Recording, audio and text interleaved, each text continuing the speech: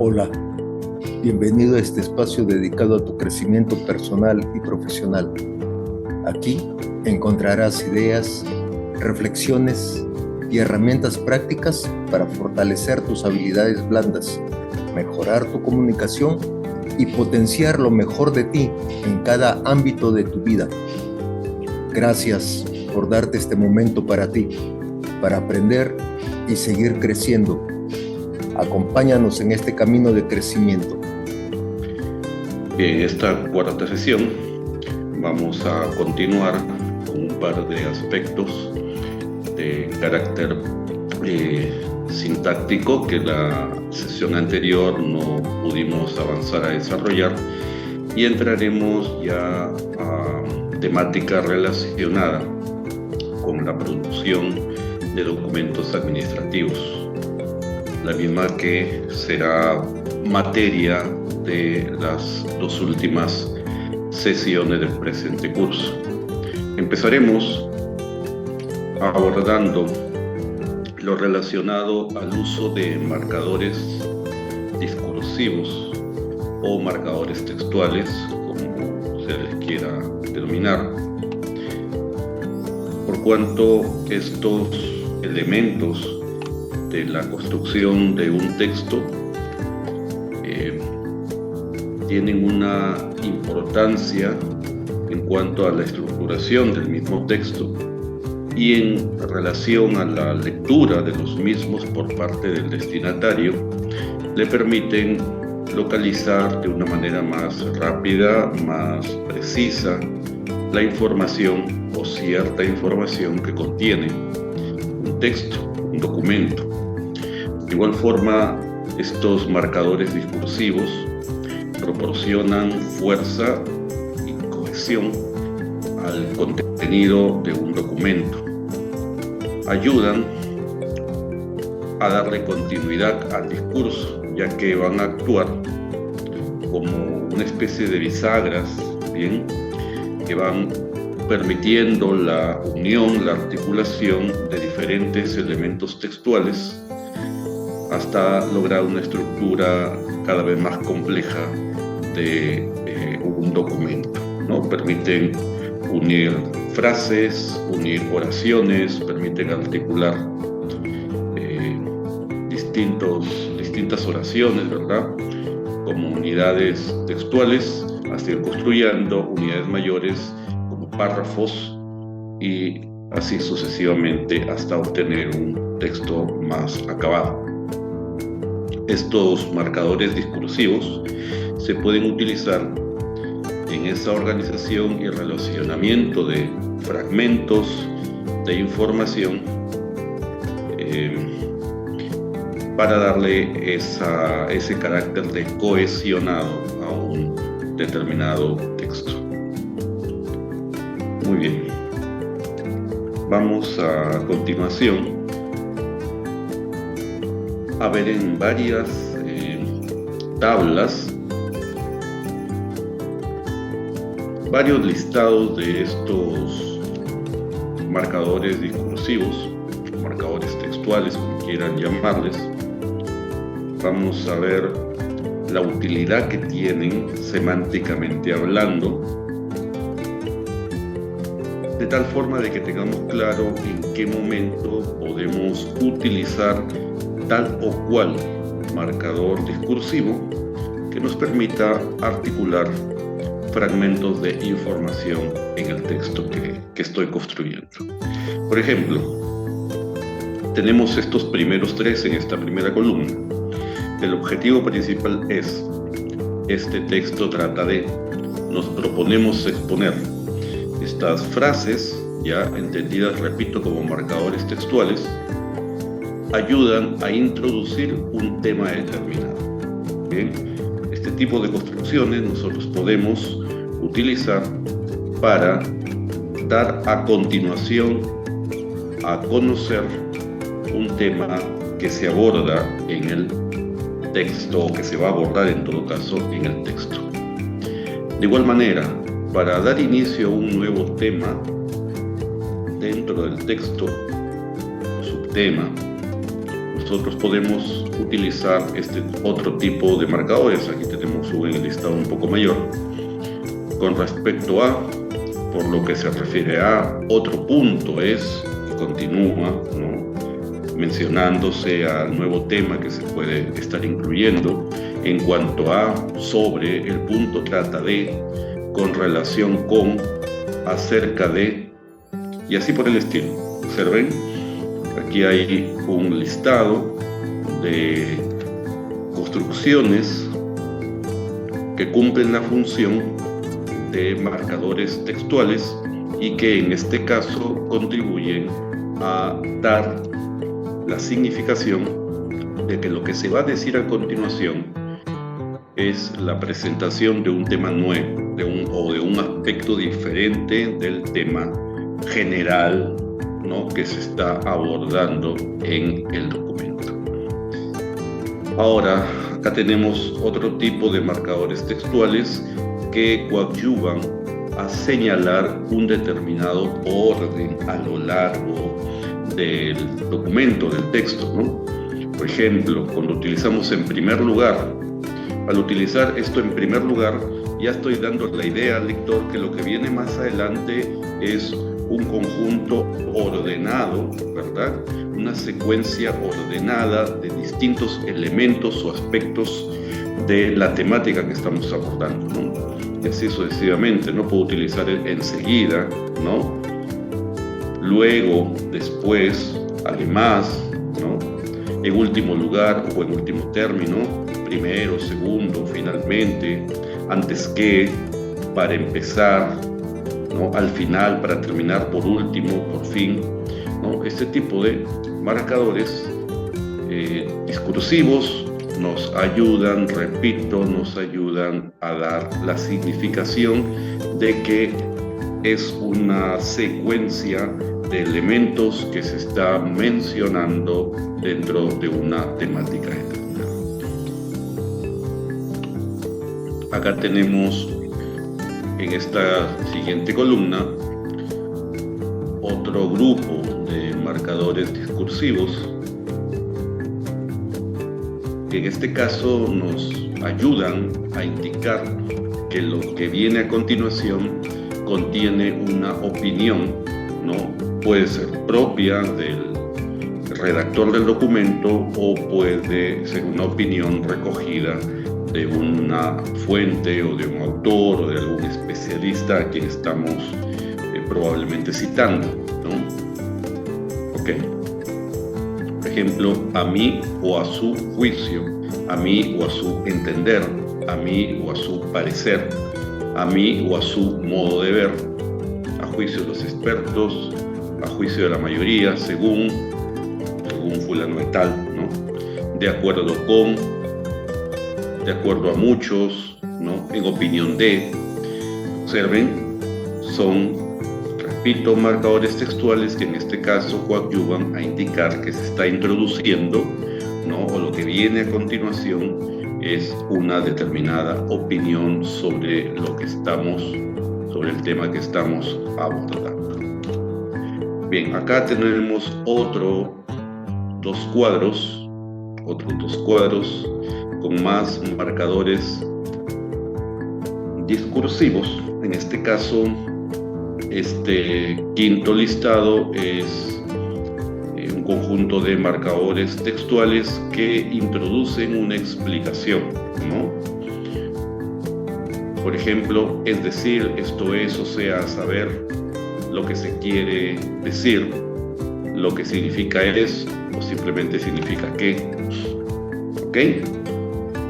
Por acá tenemos otros marcadores discursivos, en este caso, que ayudan a indicar una adición, o sea, algo que se suma a lo anteriormente dicho.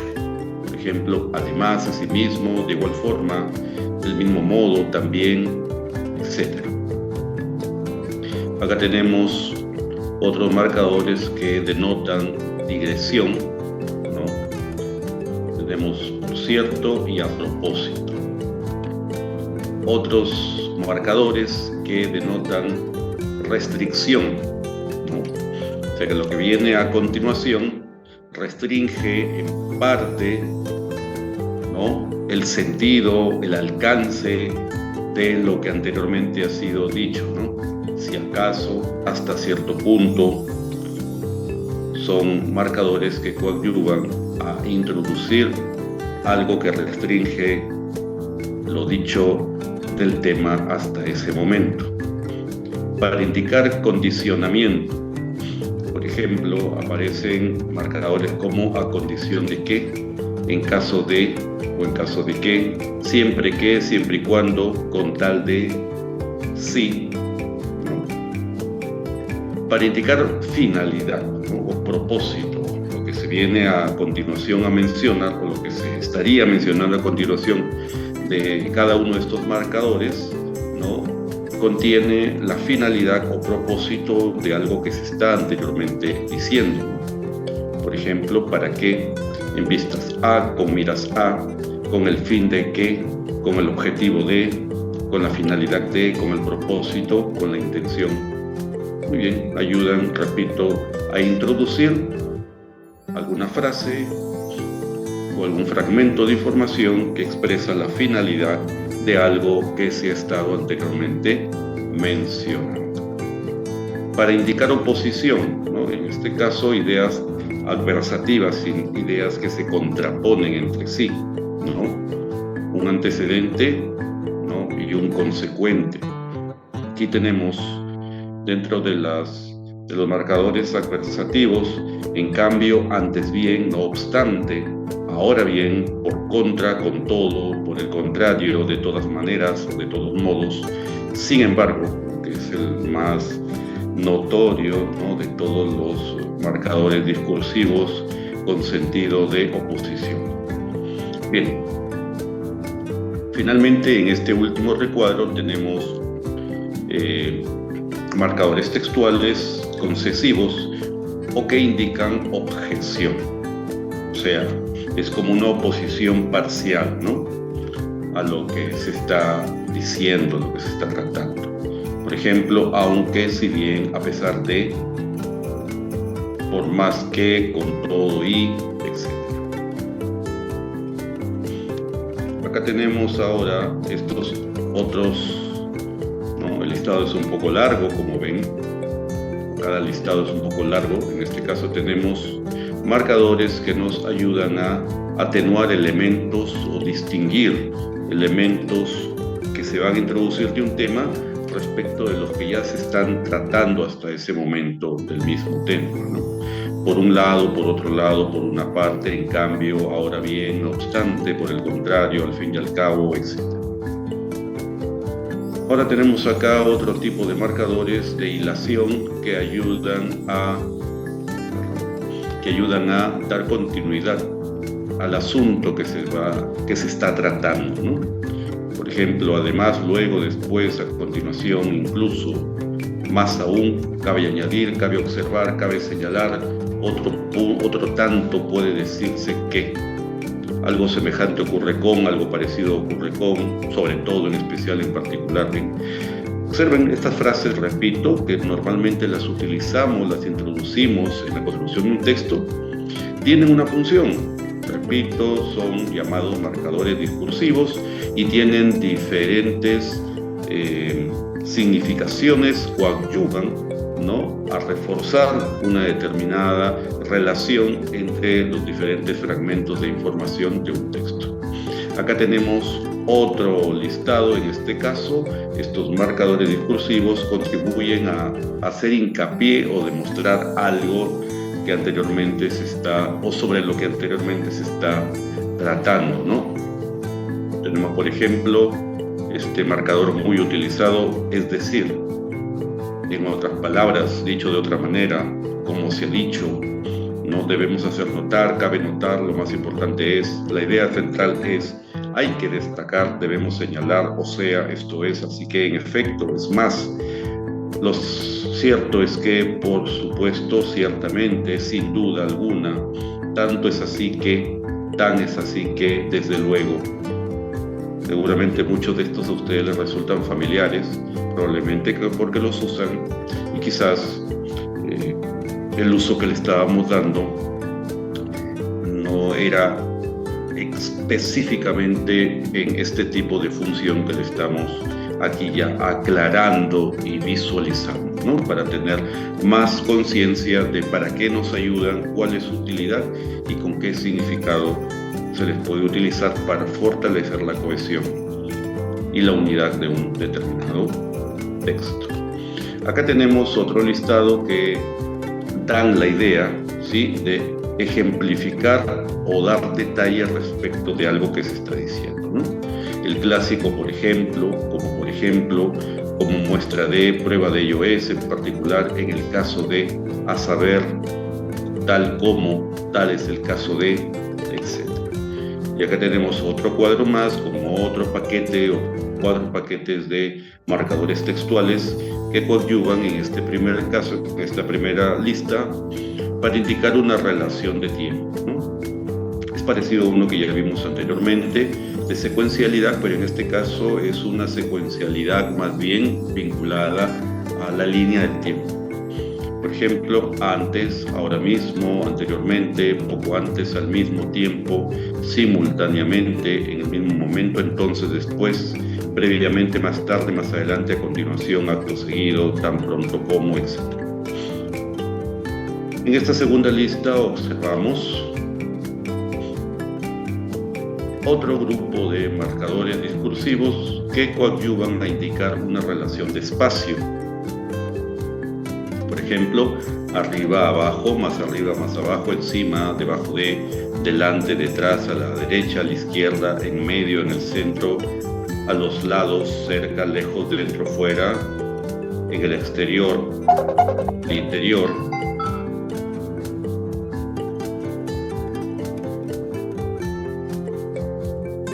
En el interior, de cara, de espaldas. Se agrandó, creo, ¿no? Algo pasó aquí. Ya. Muy bien. Para indicar causa, estos son marcadores textuales de causa. Ya se regularizó. Listo, gracias. Porque, visto que a causa de, por razón de, con motivo de, ya que, gracias, por culpa de, a fuerza de, etc.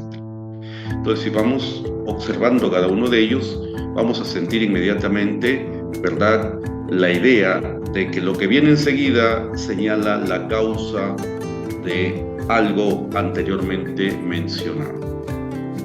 Ayuda a introducir la causa, el motivo, la razón de algo anteriormente mencionado.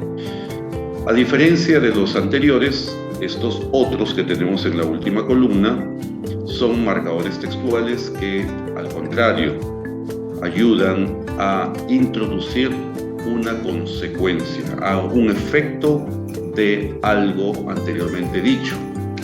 ¿Ok? Por ejemplo, como consecuencia, como resultado de, consecuentemente, a consecuencia de, por consiguiente, por tanto, por lo tanto, así que, de ahí que, de modo que, de suerte que, por lo cual, por esto, por ende, etc. Bien. Y acá tenemos ya un último cuadro. Como ven, el número de marcadores discursivos es bastante amplio, ¿no? Con múltiples utilidades, ¿no?, que aquí lo reafirmamos en esa función para tener mayor lucidez en el manejo de los mismos cuando construimos, cuando redactamos nuestros textos, nuestros documentos. Tenemos otro grupo de marcadores discursivos, en este caso, para indicar que lo que viene enseguida es un resumen, una síntesis, bien, de lo anteriormente dicho, de todo lo tratado con antelación. El clásico en resumen, recapitulando en pocas palabras, en resumidas cuentas, brevemente, globalmente, tomando lo más importante, en suma, etc. Acá ahora tenemos otro grupo de marcadores que ayudan a dar conclusión, término a un texto, al tratamiento de un tema determinado. En conclusión, para terminar, para finalizar, finalmente, en definitiva, por fin, en fin, a fin de cuentas, por último. Y acá, en la última columna, aparece otro grupo de marcadores textuales que pueden ser utilizados de manera alternativa, ¿no? A manera de sinónimos, para no estar a cada momento repitiendo el verbo decir, ¿no? Por ejemplo, afirmar, insistir en que, sostener que, enumerar, cuestionar, declarar, reiterar, discutir, elaborar, preguntar, explicar, exponer, aseverar, sustentar, mostrar, indicar, informar, apuntar, acentuar, nombrar, recalcar, revelar, evidenciar, mencionar, subrayar. Observen, hay un listado bastante grande de posibilidades alternativas al uso del verbo decir. Y obviamente el sentido de lo que supone utilizar la palabra decir no se altera en el interior del texto. Muy bien, no sé si hasta esta parte haya alguna pregunta, por favor.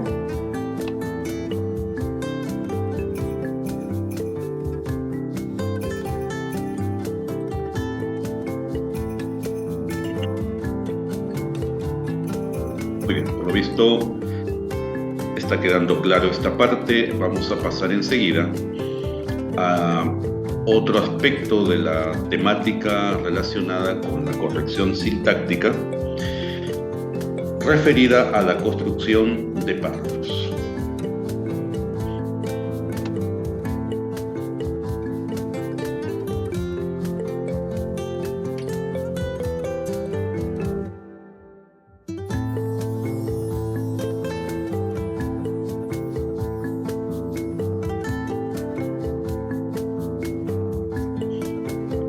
Entendemos que un párrafo es la mínima unidad de redacción que permite explicar y desarrollar el significado de una idea. Un párrafo generalmente tiene tres partes: una oración principal, las oraciones argumentativas y la oración concluyente. Todas estas contienen la misma palabra clave o idea clave que controla la información a lo largo de todo el párrafo.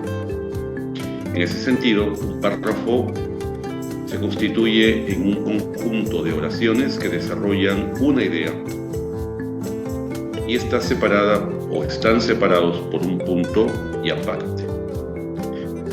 En el párrafo se pueden contener varias oraciones que pueden ir unidas por puntos y seguidos, ¿se entiende?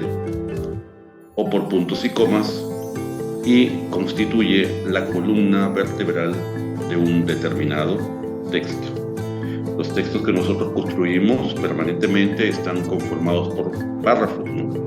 Desde un simple oficio que puede tener 3 párrafos, ¿no? Hasta un informe que puede tener, pues, cuántos párrafos, dependiendo la extensión del informe, ¿verdad? Y tópicos, ¿no? o apartados o capítulos, dependiendo del tipo de informe, por ejemplo, que se elabora. Lo mismo ocurre con un acta, ¿no? También organizamos en función de párrafos la información.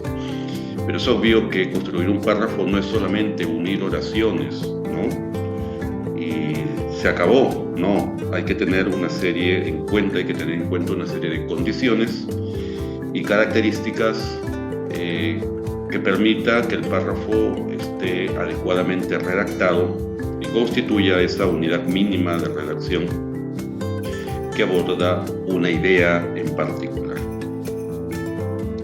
Continuamos.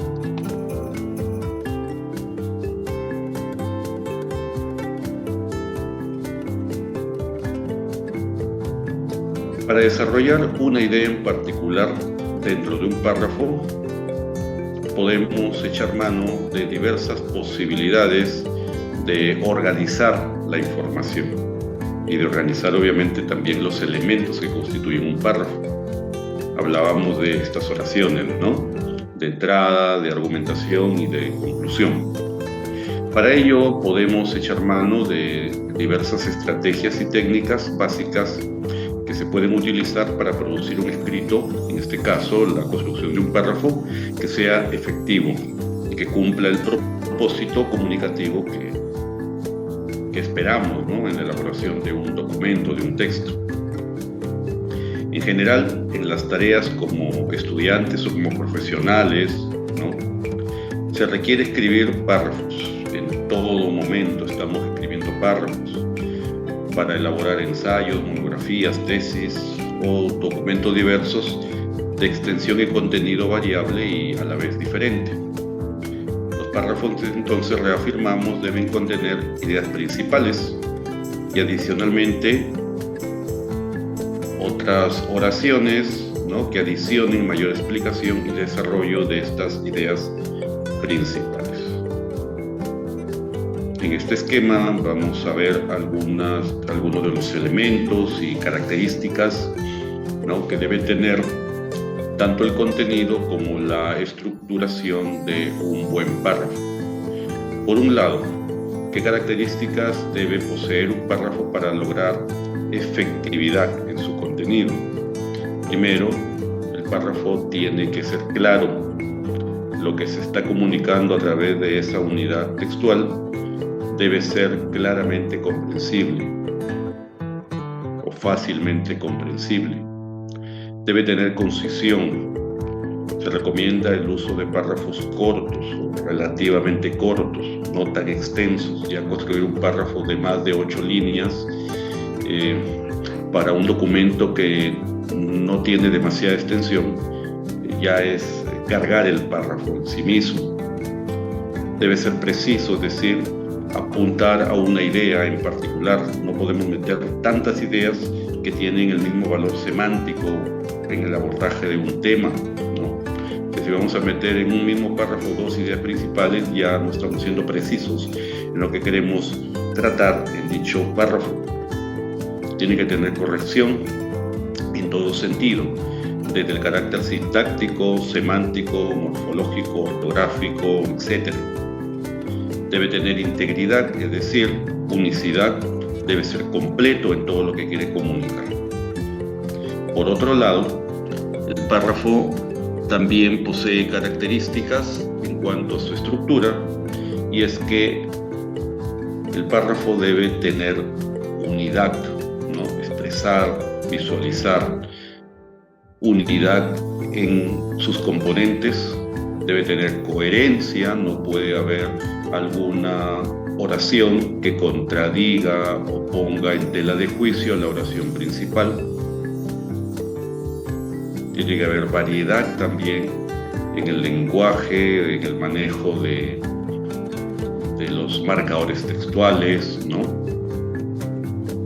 Y no estar, por ejemplo, utilizando los mismos marcadores textuales todo el tiempo, porque resultaría redundante al momento de leer el resto de párrafos que constituyen el documento, por ejemplo.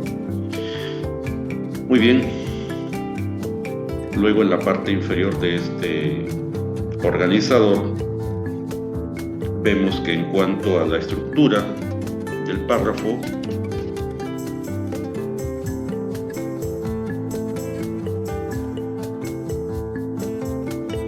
tiene que poseer una oración principal, o llamada también la oración tesis, oraciones de apoyo, llamadas también oraciones argumentativas.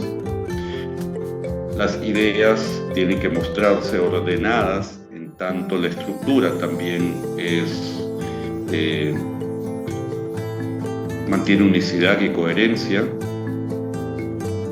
Y esa ordenación de las ideas al interior del párrafo puede tener varios criterios, ¿no? Puede haber un criterio cronológico, espacial, de gradación de las ideas, de causalidad, de comparación o contraste, los cuales obviamente se refuerzan con el adecuado uso de los marcadores textuales o conectores lógicos. En cuanto al desarrollo del párrafo, esto puede permitir visualizar ciertos detalles del tema que se aborda o el manejo de datos claves al interior del mismo, definiciones, alusiones, ¿no?, anécdotas, ejemplos, razones o argumentos. Muy bien, estos elementos pueden utilizar para el desarrollo de un párrafo determinado. En cuanto a la clasificación de los párrafos, nosotros podemos construir párrafos de tipo narrativo, de tipo descriptivo, de tipo expositivo, de tipo argumentativo. Ahora, no necesariamente significa que el texto es 100% narrativo o 100% descriptivo, ¿no? Sino que el párrafo en sí puede contener la narración de hechos o la descripción de objetos o de seres, etc. O el párrafo en sí mismo puede contener la exposición de un aspecto del tema que se aborda o una argumentación respecto del tema que se aborda. Esto no necesariamente significa que vamos a encontrar solamente párrafos narrativos, descriptivos, expositivos, argumentativos en textos de la misma clase. No necesariamente ocurre eso. Muy bien. Ya que fue aludido en esta explicación que estamos dando sobre el manejo y la construcción de párrafos, este concepto de la idea principal, vamos a dilucidar qué debemos entender por idea principal. Bueno, en un párrafo la idea principal está contenida en la oración principal, la misma que debe ser suficientemente clara en su requerimiento de mayor explicación o desarrollo en otras oraciones argumentativas que están relacionadas y que acompañan a la idea principal, las cuales a su vez tienen como referencia el sujeto de la oración principal. Una buena oración principal no es demasiado general o demasiado estricta en su sentido, o sea, demasiado restringida en su sentido, en su semántica. Es recomendable por ello establecer la idea central al principio del párrafo, en la primera oración. Es lo más recomendable, aunque no necesariamente puede ubicársele en ese lugar, ¿no? Existen distintas maneras de tipificar los párrafos. Lo más importante es que se debe incluir en estos la información que responda a las preguntas: qué, quién, cuándo, dónde, por qué y cómo. Ello dependerá del tipo de escrito y del estilo del escrito. Si se contesta a esas preguntas, una por párrafo o dos en un mismo párrafo. Bien, entonces acabamos de mencionar que existen tipos de párrafos. Estas diversas clasificaciones asumiremos para esta oportunidad el criterio según la parte del texto en la cual se ubica el párrafo. Bien, pues en este caso vamos a denominar, ¿no?, un tipo de párrafo según en qué parte del escrito, en qué parte del documento se encuentra el párrafo, ya sea en la introducción del texto, en el desarrollo del mismo o en la conclusión del texto. De esta forma vamos aquí a identificar los llamados párrafos de introducción, párrafo de desarrollo y párrafo de conclusión.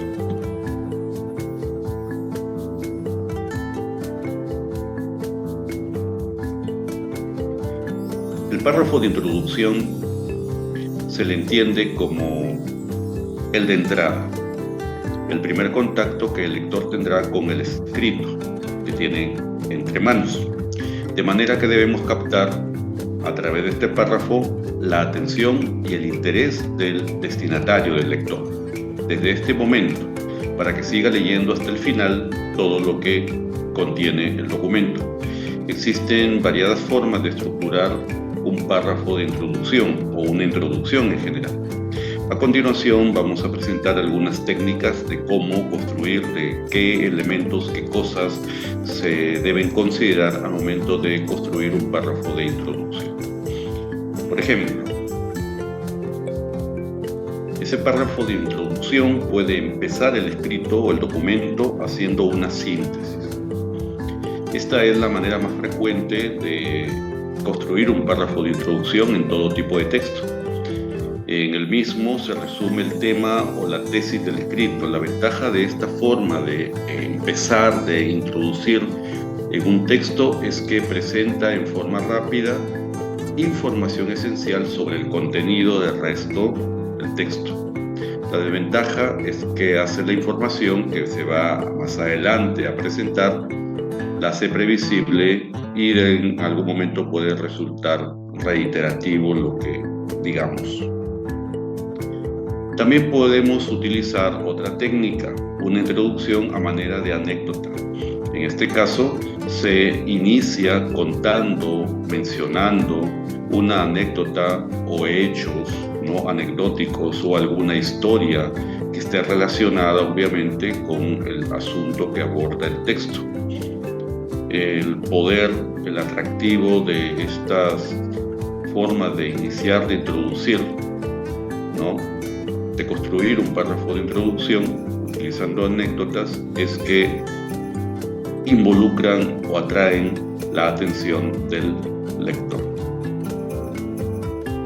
Otra técnica es construir párrafos de introducción haciendo breves afirmaciones. En este caso, esta técnica es típica del estilo periodístico. Se utiliza frases breves, sintéticas y efectivas respecto de lo que aborda de manera general el tema que se va a desarrollar a lo largo del texto. También se puede utilizar otra técnica, que es construir párrafos de introducción haciendo referencia a citas textuales, ¿no? Es otra también forma muy utilizada y eficaz para atraer la atención del lector. Por ejemplo, puede citarse un proverbio, un verso de un poeta o frases pronunciadas o escritas por personajes famosos. Obviamente, lo recomendable es que esas citas tienen que estar relacionadas, ¿no?, con el tema que aborda el texto. Otra forma de introducirnos en un texto, de construir un párrafo de introducción, es planteando interrogantes, planteando un problema. Lo que posteriormente contenga el texto describe su desarrollo y en ocasiones añade nuevas interrogantes que van a ayudar a ilustrar los diferentes aspectos de la pregunta inicial, que obviamente ya van a formar parte de otros párrafos, está claro eso. O también se puede iniciar haciendo analogías, estableciendo comparaciones entre el tema escrito y otra situación de la vida real, por ejemplo, ¿no? Explica el problema aprovechando un contexto similar que sea capaz de atraer la atención inicial del lector. Estos párrafos de introducción también pueden ser las llamadas entradas novedosas, utilizadas por los periodistas para atraer el interés de los lectores. En la segunda clasificación tenemos los párrafos de desarrollo. Algunos de ellos pueden utilizar alguna de las técnicas anteriormente mencionadas para los párrafos de introducción, pero obviamente aquí de una manera más amplia porque estamos en párrafos de desarrollo, los cuales podrían ser muchos, ¿no?, o en todo caso en mayor número que los de introducción y los de conclusión, dependiendo de la extensión del documento, ¿no?, del escrito que estamos produciendo. Por ejemplo, aquí podemos utilizar la enumeración, en la cual la información se presenta en forma de listado relacionada entre sí. Este tipo de párrafo se compone de dos partes, la lista de propiedades y la idea principal como organizador. Lista de propiedades o características ya o elementos, ¿no?, que aborda la idea principal como vertebrador, como columna vertebral del párrafo. Muy bien, esta enumeración puede presentarse en forma de recuento, diciendo cuántos elementos anteceden o preceden a la lista, ¿no?, de aspectos del listado, o de una síntesis, o de hacer una anticipación presentando los contenidos de manera breve. De secuencia es parecida a la anterior. Los elementos se presentan de manera separada, ordenados siguiendo un criterio explícito, por ejemplo, el criterio espacial o el criterio cronológico. Puede también ir explicitado por medio de letras o números a manera de viñetas. Es común en los textos de tipo científico y típico de las instrucciones operativas para la resolución de un determinado problema, por ejemplo, un texto instructivo o similar. Puede utilizarse también la técnica de la comparación o contraste para poder mostrar las semejanzas o diferencias entre dos o más objetos, situaciones, ideas o personas, estableciendo una comparación de acuerdo con ciertos criterios anteriormente seleccionados. Por ejemplo, el autor Serafini, que se cita aquí, propone dos tipos de esquema general para poder trabajar un párrafo de comparación o de contraste. Un primer esquema es el desarrollo por descripciones contrapuestas. Cada una de las categorías se analiza por separado, comparando los dos o más objetos y mostrando las diferencias que hay entre estos, de tal forma que el párrafo finaliza cuando se han agotado los criterios de comparación, ¿no? Al hacer estas comparaciones probablemente los párrafos tengan cierta extensión, ¿no? Desarrollo por descripciones separadas. Cada objeto es analizado por separado. Se construye de esta forma dos párrafos con estructura idéntica, con los términos de la comparación presentados en paralelo. Entonces eso implica mínimo el uso de dos párrafos, ¿no? Del otro podrían ser más. De acuerdo a lo que mostramos aquí, hay otra técnica que es el desarrollo de un concepto. Por ejemplo, en este caso, la idea principal se le va a enunciar de manera explícita y luego se reafirma con ejemplos o explicaciones o argumentos. Las ideas de apoyo van, por lo tanto, a explicar, a aclarar, a mostrar detalles o a ilustrar la idea principal. En este caso, la idea principal podría aparecer tanto al inicio del párrafo como al final del mismo, dependiendo del estilo que queramos adoptar en la construcción del párrafo. Seguimos con las posibilidades de construir, ¿no?, de estructurar un párrafo de desarrollo. Por ejemplo, aquí aparece otra técnica que es de enunciado o solución de un problema. En el desarrollo de este párrafo, el problema se enuncia de manera retórica, así como también la solución del problema. El uso de este tipo de párrafos es común en texto de tipo descriptivo y científico. Este tipo de párrafo de enunciado o solución de un problema consta de dos partes. La primera parte presenta el problema y la segunda parte presenta la solución. Este esquema también puede tener variantes, ¿no? Una forma completa donde contiene estos dos elementos de contraposición de soluciones. Si de repente el problema tiene más de una solución y se muestra, ¿no?, el valor de una respecto de la otra, o la omisión de la solución o la omisión del problema. También tenemos la técnica de causa-efecto, ¿no?, que ayuda a construir párrafos de desarrollo. En este caso, es un párrafo que presenta un acontecimiento, un hecho o una situación determinada, explicando a continuación las causas que provocan dicha situación. La descripción de la causa puede preceder o bien continuar después de la de efecto o consecuencia. Finalmente, la clasificación de los párrafos de conclusión. Repito, pueden utilizar técnicas similares a la de introducción o de desarrollo. Por ejemplo, aquí también se puede utilizar la técnica de la síntesis para dar conclusión a un párrafo, para dar conclusión, a un escrito a través de determinados párrafos de conclusión, valga la redundancia. Por ejemplo, en este caso la síntesis introduce un breve resumen de las principales ideas del texto, del documento. También podría utilizarse una anécdota. Está claro que si usted empezó con una anécdota, con una síntesis, lo más recomendable es que no termine también con una nueva anécdota, con una nueva síntesis, porque va a resultar repetitivo. Bien. También está la técnica de breves afirmaciones. En este caso, sigue a un periodo que representa el verdadero final del texto y que se puede plantear como una voz en eco, ¿no?, que hace resonancia a lo más relevante de lo que se ha abordado en los párrafos de desarrollo. También puede usted utilizar la cita en los párrafos de conclusión, cualquier tipo de citas siempre que se adapten al tema que se ha tratado.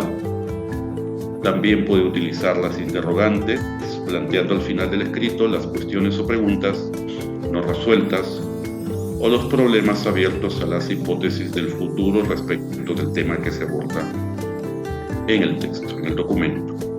También de analogía, establece una comparación entre el tema escrito y otra situación. En este caso, explica el problema aprovechando un contexto parecido que sea capaz de atraer la atención del lector.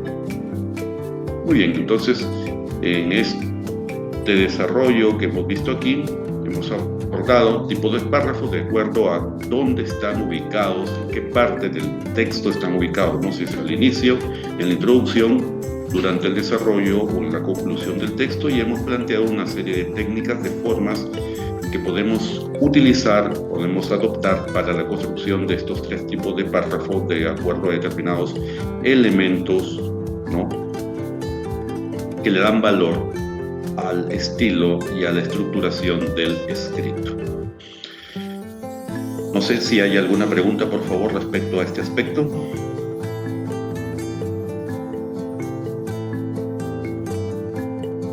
Está claro. Muy bien, muchas gracias. Enseguida vamos a poner algunos ejemplos que nos van a permitir contrastar algunas formas correctas e incorrectas de construir un párrafo. Entonces, por ejemplo, en este primero tenemos un párrafo que en vez de tener claridad, más bien tiene oscuridad. Observen ustedes, lean y van a ver cómo resulta poco claro. Dice: mediante la presente carta, poder confiero a su persona que, haciendo uso de mis derechos como profesor de la institución educativa Tupac Amaru, recabe mi cheque en la pagaduría de la UGEL 4 comas correspondiente a mayo del presente año. La construcción que tiene está un tanto entreverada, ¿no? Hay palabras que no están en su lugar, se rompe el orden lógico natural de la construcción. Bien, entonces eso le da oscuridad. Hay que releer para tratar de entender mejor o nos quede claro lo que se quiere decir. Entonces acá vamos a ver la forma más apropiada, correcta, de decir lo mismo, pero de una manera ordenada, clara. Mediante la presente carta confiero a su persona poder para que recabe en la pagaduría de la UGEL 4 comas el cheque del mes de mayo del presente año que me corresponde por ser docente de la institución educativa Tupac Amaru. Bien, pues como ven, de una primera leída ya tenemos muy claro de qué se trata, ¿no? Cuál es la idea de este párrafo, a qué se refiere este párrafo que estamos viendo. Acá tenemos otro párrafo que se caracteriza más bien por el desorden que por el orden. Dice: tengo el agrado de dirigirme a su despacho para poner en conocimiento el interés de la empresa que presido. En sesión 15 del presente mes ha acordado invitarlo a la inauguración de una nueva planta de empaquetaduras que se realizará el 25 de septiembre a las 11 a.m. en Avenida El Berfose 463 Callao. Observen, hay uso de demasiadas palabras que se podrían acortar, de uso innecesario, por lo tanto, los datos tampoco están adecuadamente organizados en una secuencia de jerarquía. Veamos este otro párrafo que está más corto para decir lo mismo. Tengo el agrado de dirigirme a usted para invitarlo a la inauguración de nuestra nueva planta de empaquetadura que se llevará a cabo el 25 de septiembre a las 11 a.m. en Avenida El Berfose 2463 Callao. ¿Qué se ha obviado aquí? El antecedente de la invitación. O sea, el invitado no necesita saber que ha habido un acuerdo, una votación o quién decidió. Pues aquí hay una información que no tiene nada que hacer aquí, ¿no? Pero que a veces se incluye y que ocasiona más bien desorden en las ideas que se quieren transmitir. Acá tenemos oscuridad y desorden sumados. Me dirijo a usted para informarle que, habiéndoseme asignado un trabajo de investigación acerca del derrame de petróleo en la región Loreto, para lo cual ruego usted se sirva expedirme una credencial para el desarrollo de dicho evento. ¿Se entendió algo? Muy poco. Entonces, dicho esto de una forma ordenada, correcta y clara, podría quedar así. Me dirijo a usted para solicitarle una credencial. Esto es lo central, y lo digo desde el comienzo. Que me identifique como estudiante de la Facultad de Ingeniería Ambiental. Dicho documento lo necesito para visitar la región Loreto y así realizar un trabajo de investigación sobre el derrame de petróleo. Entonces, lo más importante tiene que ir al inicio, ¿no? Por ejemplo, el primero. Mediante la presente confiero poder a su persona. Eso es lo que quiero comunicar. Segundo, tengo el agrado de dirigirme a usted para invitarlo. Esa es la idea principal. Y en el tercero, me dirijo a usted para solicitarle una credencial que me identifique como estudiante blanco. Eso es lo central. Entonces lo coloco al inicio, que quede claro desde el comienzo lo que quiero transmitir, la idea principal que quiero transmitir en ese párrafo terminal. No sé si se nota la diferencia, por favor, si contrastamos, ¿no?, el párrafo que está al costado del otro. En los primeros no se dice necesariamente al inicio y de manera clara y ordenada lo más importante, mientras que en el segundo sí se aborda de manera directa, precisa, ¿no?, y de inicio la idea al principio. ¿Preguntas?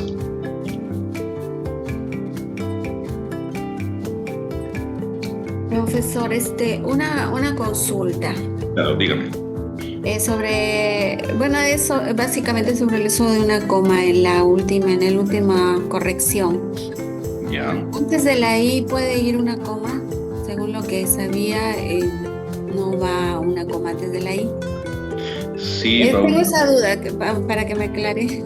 Claro, sí. Hay casos en los que se puede utilizar coma antes de la I si la I va a introducir toda una oración, no necesariamente si la I forma parte de una secuencia o de una enumeración, en la que no haría falta utilizar esa coma. Pero si la I introduce una oración relativamente extensa, otra idea, ¿verdad?, asociada a la idea principal, sí se puede utilizar en este caso. Marca una pausa allí, como es el caso de la que estamos usando en la antepenúltima línea de ese último párrafo. Ya, correcto, gracias. Por ejemplo, si yo estoy hablando, ¿no? A ver, trajeron los materiales solicitados: papelógrafos, papel bond, plumones, carpetas y equipos tecnológicos. Si yo pongo una coma antes de ahí, definitivamente esa coma no tiene nada que hacer ahí, porque en este caso estamos haciendo una enumeración, ¿no? En esa enumeración, cada elemento está separado por comas. Entonces, si yo pongo una coma antes de la I que introduce al último elemento de la enumeración, esa coma no tendría nada que hacer. ¿Queda claro? Sí, queda claro. Y antes de pasar, ¿podría aprovechar de que me ayude con un párrafo que siempre lo utilizo en mis documentos? Claro. Es un pequeñísimo, pero ahí tengo dudas sobre las comas. Por ejemplo, por el presente me dirijo a usted para saludarlo y al mismo tiempo hacer de su conocimiento que. ¿Cómo tendría que escribirlo? Ya. ¿Cómo habría que escribirlo? ¿Pero en qué sentido? ¿A qué te refieres? Con las comas, me refiero a las comas. Ya, dime tú en qué parte le pones comas. Vuelve a decirlo y dime en qué parte le estás poniendo comas. Por el presente me dirijo a usted para saludarlo y al mismo tiempo hacer de su conocimiento que. Ahí recién pongo la coma. Ya. ¿Qué es lo que viene enseguida? Ya, por lo que estoy, lo que quiero decir, ¿no?, en el documento. Normalmente son en oficios o en informes de lo que manejo, lo que más se maneja, ¿no? Ya. Mira, tú puedes poner una coma después de ese que si lo que viene enseguida puede introducir una condición de lo que vas a decir más adelante, ¿no? pero si no introduce ninguna condición o explicación y lo que viene enseguida simplemente es consecuencia de lo anterior, no tendría que ir una coma.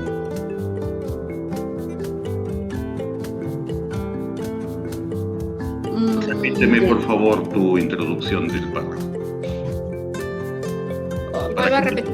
Sí, por favor. Por el presente me dirijo a usted para saludarlo y al mismo tiempo hacer de su conocimiento que Nuestra institución viene ofertando este tipo de servicios X, por ejemplo. o hacer de su conocimiento que tal entidad está organizando una Ya. asistencia técnica o algo así. Listo. Como ves, es la continuación de la idea. Por lo tanto, no va una coma allí. Ya, en todo el párrafo, en todo eso no iría la coma. Claro. ¿Cuándo iría una coma? Hacer de su conocimiento qué. A ver, podría ir una coma si ponemos una explicación o una aclaración, ¿no? Hacer de su conocimiento qué. En reunión de directivos, coma. Perdón, en reunión de directivos se acordó, ¿no? Entonces ahí sí podía, porque estamos introduciendo una explicación. Y lo que viene ya es la mención del acuerdo, por ejemplo, ¿no? Correcto, ahora sí me queda claro. ¿Ya? Entonces ahí, como estoy introduciendo una aclaración o una breve explicación, para un poco dar una idea de lo que viene enseguida, tiene un matiz particular, ¿no? Que tiene que entenderse mejor según esa explicación que estoy dando. Entonces, esa explicación sí la puedo incluir entre comas. Ya. ¿Ok? Sí, entendí. Sí, me queda claro. Si no, continuamos nada más sin poner comas. Pero obviamente procurando no hacer tampoco demasiado larga la frase, Claro. que al no llevar comas diciendo larga nos deja sin respiración al momento de leer. Sí. Hay que respirar un momento, sí. Y hay que tener un poco de economía el manejo de las palabras ahí, con menos palabras tratar de decir más. Ya. Eso se llama concisión. Muy bien. Ya, profesor, muchas gracias. Por nada. Seguimos. Bien, aquí acabamos con este aspecto. Estábamos hablando de que todo documento administrativo tiene una estructura general. Independientemente del tipo de documento, trasunta una estructura general a toda documentación administrativa, que tiene 3 grandes componentes: encabezamiento, texto y término.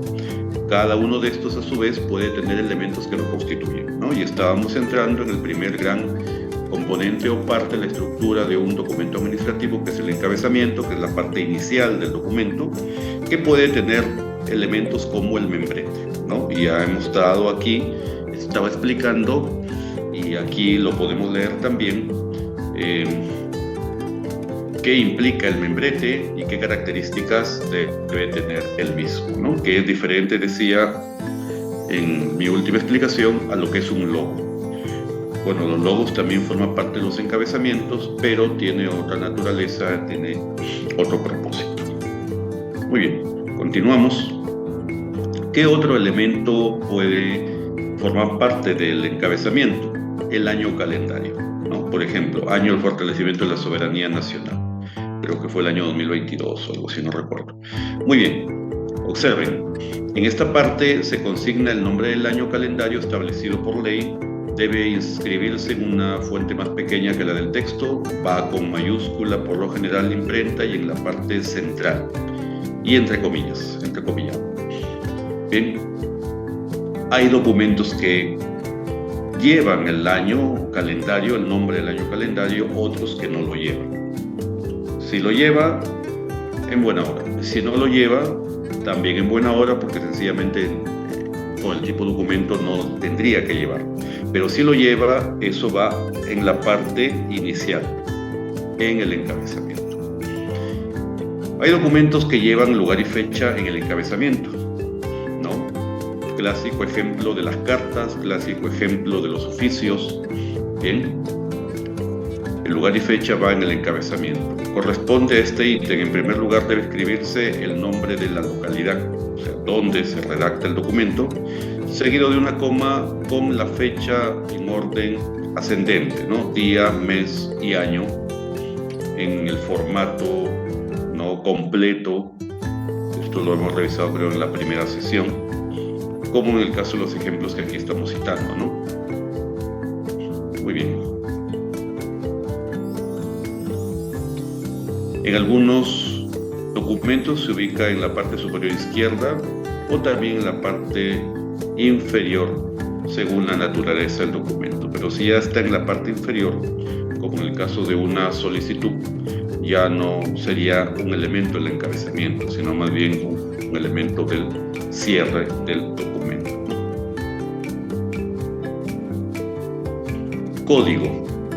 Hay documentos oficiales, ¿no? Sobre todo en la administración pública, que utilizan una codificación, por ejemplo, para informes, para memorandos, para oficio, que es lo que permite precisamente su registro en el proceso de la gestión documentaria de una entidad. Bien, este código puede ser utilizado en oficios, es decir, informes, memorandos, entre otros. El código se permite individualizar e identificar a la dependencia que remite el documento y al documento en sí mismo. Gracias a este elemento es posible el registro de manera objetiva de la cantidad de documentos emitidos o recibidos. Y consta de nombre del documento, llámese informe, llámese memorando, llámese oficio, la abreviatura de la palabra número, el número correlativo, recomendable el uso de 3 dígitos, las 2 últimas cifras del año, otros estilan poner el año completo, el número del año completo, que puede ir entre barras o entre guiones, barras oblicuas me refiero, líneas oblicuas, las siglas de la entidad remitente, de la institución o dependencia de donde sale en particular el documento. Bien, entonces eso constituye el llamado código, como los ejemplos que estamos aquí señalando.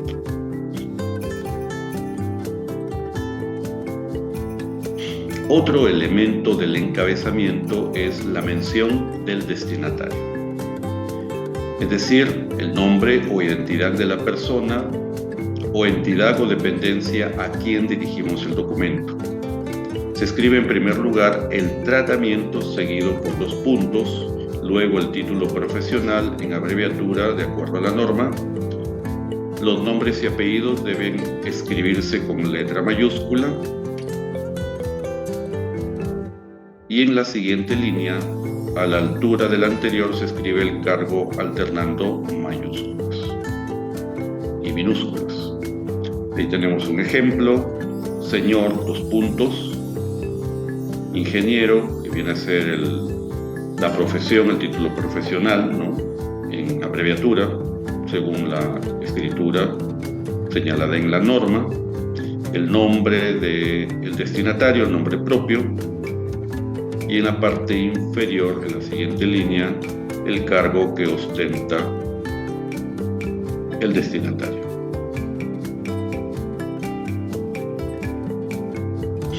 Muy bien. Enseguida aparecen otros elementos que forman parte del encabezamiento de un documento. Repito, algunos lo llevan, otros no lo llevan. El asunto. Si vamos a mencionar el asunto del documento en el encabezamiento, tendríamos que considerar los siguientes aspectos. Entender que el asunto es el resumen o síntesis muy corto del contenido de un documento, por lo tanto debe ser lo más claro y preciso. Así, el destinatario, al leer el asunto, podrá conocer de manera muy rápida, muy concisa, el tema o motivo de la comunicación, ¿no? Aquí ponemos algunos ejemplos de asuntos: entrega de seres donados, informe de evaluación de recuperación, concurso de plazas vacantes, entre otros. La referencia se considera como un antecedente, es decir, si vamos a incluir una referencia del documento, esa referencia debe, valga la redundancia, hacer referencia a un antecedente del documento que se está tramitando. Por ejemplo, se puede mencionar el código de un documento que se ha ingresado anteriormente y que el actual puede ser una respuesta a dicho documento que se envía, ¿no?, a continuación. Por ejemplo, referencia, oficio número 123-2019-D, etc. ¿No? Significa que el documento que se está remitiendo tiene ese antecedente o está referido a ese antecedente. Otros, por ejemplo, colocan números de normas, ¿no? Resolución ministerial tanto, ¿no? O norma técnica tal, para hacer referencia a que el documento que se está remitiendo está basado, está en el marco o está en relación con esa norma, por ejemplo. Bien. Entonces, hasta ahí elementos que forman parte de todo encabezamiento de un documento administrativo y que puede estar o no presente dependiendo del tipo de documento. Luego tenemos el texto. En el texto cuerpo de un documento administrativo vamos a encontrar otros elementos. Previamente vamos a referir que el texto es la parte esencial, medular, central y más importante, por lo tanto, de todo documento administrativo. El cuerpo texto comprende el desarrollo ordenado del contenido del mensaje que se desea comunicar en dicho documento. En el texto se observa el nivel del lenguaje, vocabulario o dominio idiomático y la personalidad de quien redacta. Por ello, es necesario mejorar las habilidades de redacción que tenemos y en el marco de ello se recomienda, por ejemplo, escribir con palabras conocidas y de uso común. Los vocablos pedantes, rebuscados, ¿no?, oscurecen más bien el pensamiento y de repente nos estamos dirigiendo a un determinado destinatario que no maneja ese nivel de lenguaje y podemos estar más bien entorpeciendo la comprensión del mensaje. Por lo contrario, tampoco el ser sencillo en el manejo del lenguaje no significa tener que caer en el vulgarismo o la trivialidad expresiva, ¿no? Otra recomendación es incidir directamente en el tema, sin palabras ni frases innecesarias que de repente crean ambigüedad en el abordaje de las ideas que pretendemos transmitir. Evitar que el mensaje se preste a falsas interpretaciones.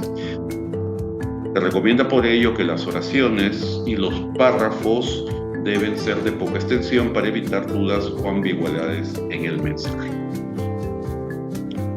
Una cuarta recomendación es buscar nuevas formas de decir las cosas sin necesidad de imitar a nadie, teniendo un estilo particular.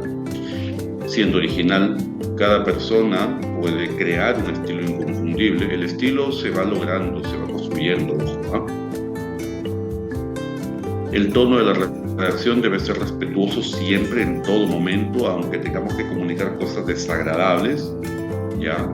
Siempre tiene que darse un tono respetuoso en el documento, cordial, que tenga la posibilidad de persuadir positivamente al destinatario.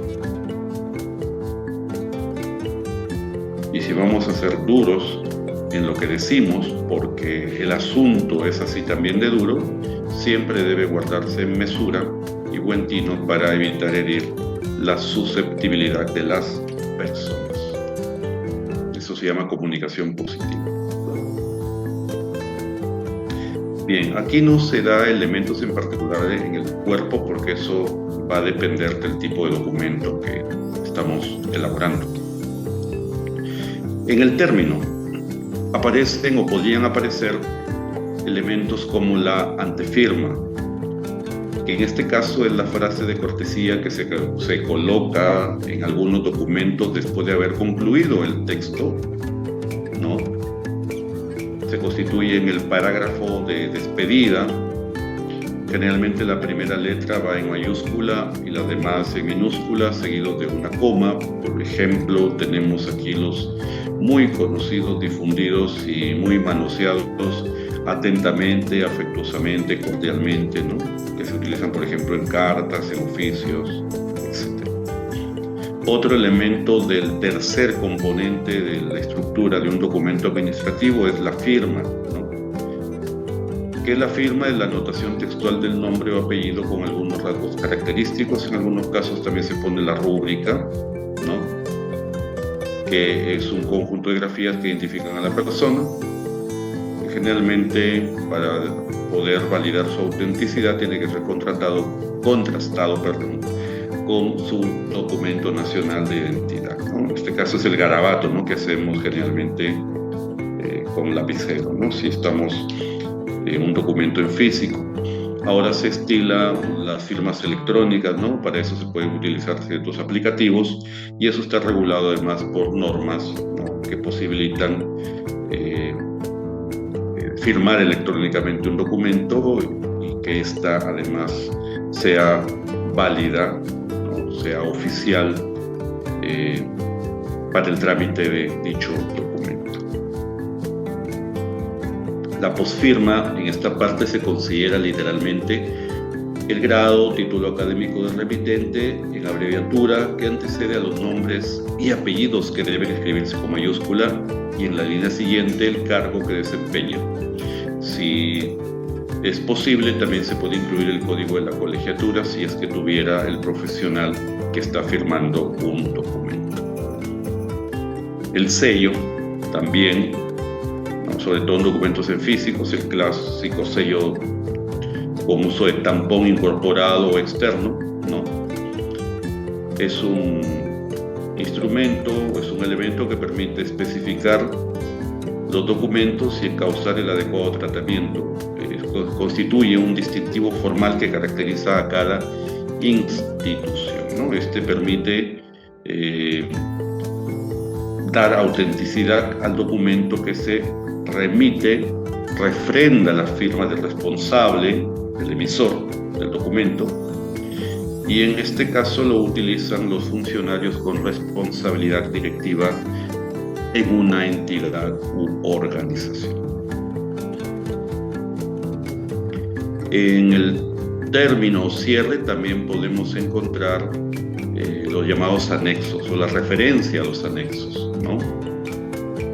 Por ejemplo, aquí se hace referencia a un conjunto de elementos o documentos accesorios que van a permitir ampliar información que seguramente está mencionada o referida en el documento, en el texto del documento, en el cuerpo del documento, que pueden ser fotografías o copias fotostáticas de documentos que se refieren en el cuerpo, planes, proyectos, ¿no?,